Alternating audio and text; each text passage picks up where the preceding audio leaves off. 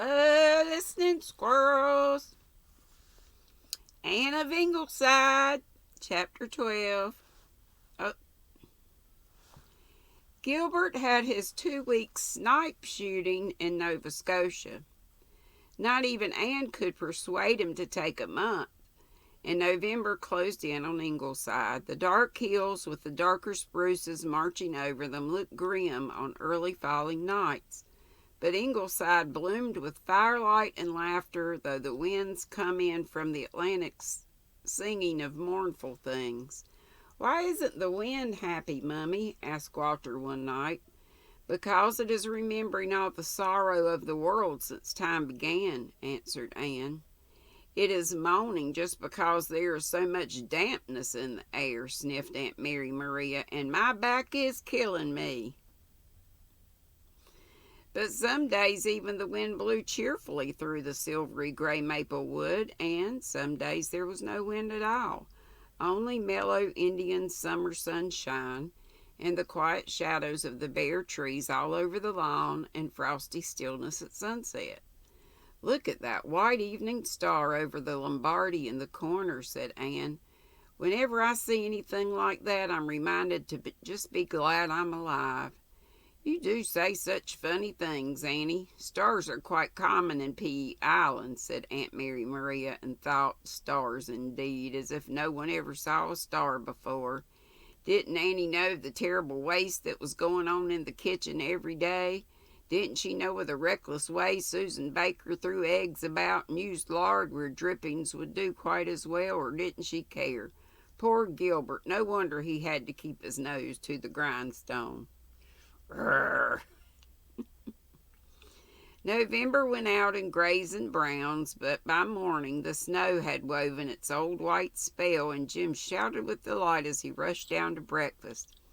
"Oh, Mummy, it will soon be Christmas now. How about that? We're at the same place.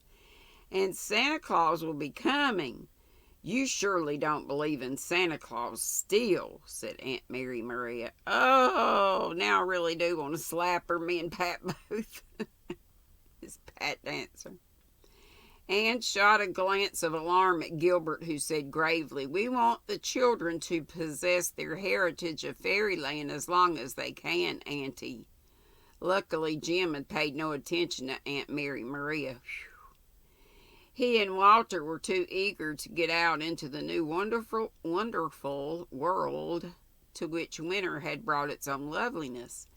Anne always hated to see the beauty of the untrodden snow marred by footprints, but that couldn't be helped, and there was still beauty and to spare at eventide when the west was aflame over all the whitened hollows and the violet hills, and Anne was sitting in the living room before a fire of rock maple. Firelight, she thought, was always so lovely. It did such tricksy, unexpected things. I'm in a mobile home, but I would dearly love to have a fireplace. But you know what? YouTube has those crackling fireplace videos with, sometimes some of them have music in the background. So I put one on and I've got my own little fireplace with the noises, and I can look at it while I'm crafting. So there's a little tip for you if you don't have a fireplace or don't go to the trouble to bring logs in if you got the real kind or waste your gas. You can just put it on YouTube and hear some music, Christmas music too if you like, or put it on your television. Firelight, she thought, was always so, did such tricksy, unexpected things. Parts of the room flashed into being and then out again. Pictures came and went. Shadows lurked and sprang. Outside, through the big unshaded window, the whole scene was elfishly reflected on the lawn, with Aunt Mary Maria apparently sitting stark upright.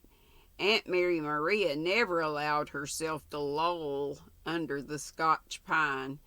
Gilbert was lolling on the couch, trying to forget that he had lost a patient from pneumonia that day.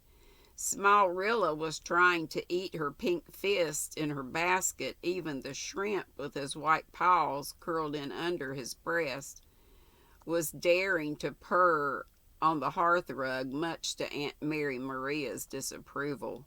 "Speaking of cats," said Aunt Mary Maria pathetically, though nobody had been speaking of them, "do all the cats in the glen visit us at night? How anyone could have slept through the caterwauling last night I really am at a loss to understand. Of course, my room being at the back, I suppose I get the full benefit of the free concert." Before anyone had to reply, Susan entered, saying that she had seen Mrs. Marshall Elliott in Carter Flagg's store, and she was coming up when she had finished her shopping. Susan did not add that Mrs. Elliott had said anxiously, "What is the matter with Mrs. Blythe, Susan? I thought last Sunday in church she looked so tired and worried. I never saw her look like that before." "I can tell you what's the matter with Mrs. Blythe," Susan had answered grimly. "She had got a bad attack of Aunt Mary Maria." I knew that was coming. "And the doctor cannot seem to see it, even though he does worship the ground she walks on." "Isn't that like a man?" said Mrs. Elliott. "I am," because that was Miss Cornelius, or Cornelia. "I am glad," said Anne, springing up to light a lamp. "I haven't seen Miss Cornelia for so long. Now we'll catch up with the news." "Won't we?" said Gilbert dryly. "That woman is an evil-minded gossip," said Aunt Mary Maria severely. For the first time in her life, perhaps, Susan bristled up in defense of Miss Cornelia. "That she is not, Miss Blythe, and Susan Baker will never stand by and hear her so miscalled. Evil-minded indeed! Did you ever hear, Miss Blythe, of the pot calling the kettle black?" "Ooh, Susan, you go." "Susan, Susan," said Anne imploringly, "I beg your pardon, Mrs. Dr. dear.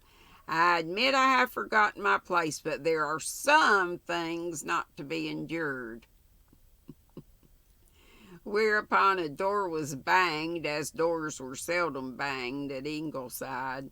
"You see, Annie," said Aunt Mary Maria significantly, "but I suppose as long as you're willing to overlook that sort of thing in a servant, there's nothing anyone can do." Gilbert got up and went to the library, where a tired man might count on some peace, and Aunt Mary Maria, who didn't like Miss Cornelia, betook herself to bed, so that when Miss Cornelia came in, she found Anne alone, drooping rather limply over the baby's basket. Miss Cornelia did not, as usual, start in unloading a budget of gossip. Instead, when she had laid aside her wrap, she sat down beside Anne and took her hand. "Anne, dearie, what's the matter? I know there's something. Is that jolly old soul of Mary Maria just tormenting you to death?" Anne tried to smile. "Oh, Miss Cornelia, I know I'm foolish to mind it so much, but this has been one of the days when it seems I just cannot go on enduring her. She's simply poisoning our life here. Why don't you just tell her to go?" "Oh, we can't do that, Miss Cornelia. At least I can't, and Gilbert won't. He says he could never look himself in the face again, as if he turned his own flesh and blood out of doors." "Cat's hind foot," said Miss Cornelia eloquently. I like that. Cat's hind foot. "She's got plenty of money and a good home of her own. How would it be turning her out of doors to tell her she'd better go and live in it?" "I know, but Gilbert, I don't think he quite realizes everything. He's always so much, and really everything is so little in itself. I'm ashamed." "I know, dearie. Just those little things that are horribly big. Of course a man wouldn't understand.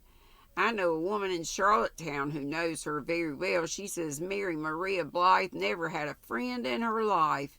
She says her name should be Blight, not Blythe. What you need, dearie, is just enough backbone to say you won't put up with it any longer. I feel as you do in dreams when you're trying to run and can only drag your feet," said Anne drearily. "If it were only now and then, but it's every day. Meal times are perfect horrors now. Gilbert says he can't carve roast any more. He'd noticed that, sniffed Miss Cornelia. We can never have any real conversations at meals because she's sure to say something disagreeable every time anyone speaks. She corrects the children for their manners continually and always calls attention to their faults before company. We used to have such pleasant meals, and now she resents laughter, and you know what we are for laughing. Somebody's always seen a joke, or used to be. She can't let anything pass. Today she said, "Gilbert, don't sulk. Have you and Annie quarreled?" Just because we were quiet. You know, Gilbert is always a little depressed when he loses a patient he thinks ought to have lived. And then she lectured us on our folly and warned us not to let the sun go down on our wrath. Oh, we laughed at it afterwards, but just at the time. She and Susan don't get along, and we can't keep Susan from muttering asides that are reverse of polite. She more than muttered when Aunt Mary Maria told her she had never seen such a liar as Walter because she heard him telling Di a long tale about meeting the man in the moon and what they said to each other. She wanted to scour his mouth out with soap and water. She and Susan had a battle royal that time, and she's filling the children's minds with all sorts of gruesome ideas. She told Nan about a child who was naughty and died in its sleep, and Nan's afraid to go to sleep now. She told Di that if she were always a good girl, her parents would come to love her as well as they loved Nan, even if she did have red hair. Gilbert really was very angry when he heard that and spoke to her sharply. I couldn't help hoping she'd take offense and go, even though I would hate to have anyone leave my home because she was offended, but she just let those big blue eyes of hers fill with tears and said she didn't mean any harm. She'd always heard that twins were never loved equally, and she'd been thinking we favored Nan and that poor Di felt it. She cried all night about it, and Gilbert felt that he had been a brute and apologized. He would, said Miss Cornelia. Oh, I shouldn't be talking like this, Miss Cornelia, when I count my mercies. I feel it's very petty of me to mind these things, even if they do rub a little bloom off life, and she isn't always hateful. She's quite nice by spells. Do you tell me so? Said Miss Cornelia sarcastically. Yes, and kind. She heard me say I wanted an afternoon tea set, and she went to Toronto and got me one by mail order. Oh, Miss Cornelia is so ugly. Anne gave a laugh that ended in a sob, and then she laughed again. Don't you know she would get her one that was ugly? Now we won't talk of her any more. It doesn't seem so bad now that I've blurted this all out like a baby. Look at wee Rilla, Miss Cornelia. Aren't her lashes darling when she's asleep? Now let's have a good gab fest. Anne was herself again by the time Miss Cornelia had gone. Nevertheless, she sat thoughtfully before her fire for some time.